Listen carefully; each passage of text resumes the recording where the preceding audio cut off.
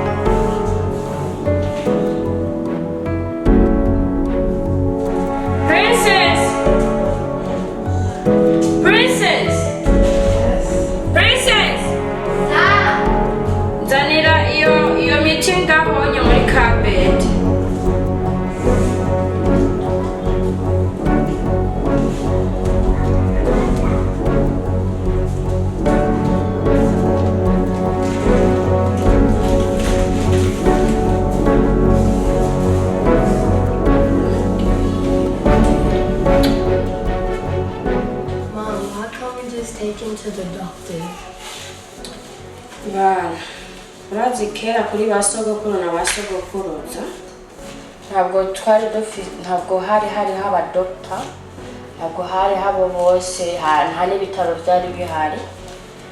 Rero bakoresha ibyatsi byo ngaho hanze nk'ibyo nyine nakandishije, kandi bifise inguvu kurusha iyi miti y'abazungu baduhereza.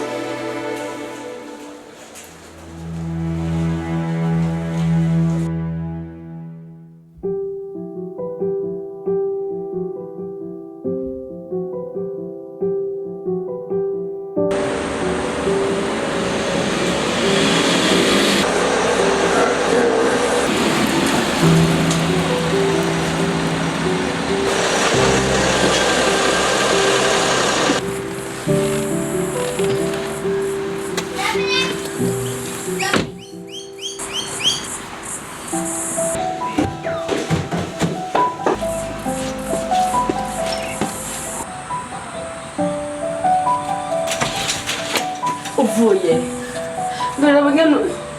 mbere bangene wasize mu gitondo n'ukuri ndije nyene mu gitondo reka tumeze mw'ijoro mugabo urabona bigiye kwikangura nsanga ndije nyene.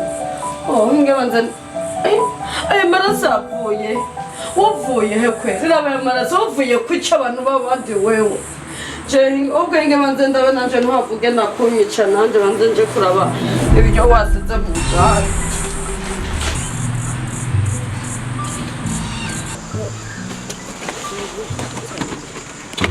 Ndabona ukuntu aje honyine naje ndabona hava nyicira mu nzu.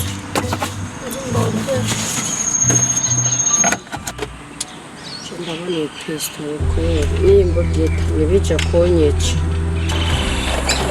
Ndabanza ujya kumubaza.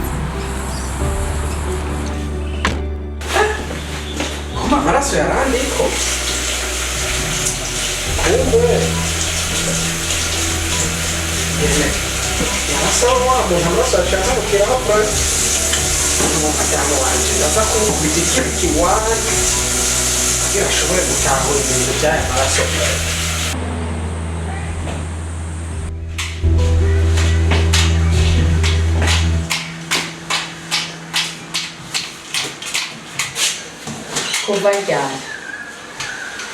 kuva ryari ushobora kugendana imbunduki n'intambi? Nkeneye umbwize ukuri cyangwa waje kungandagurira ngaha?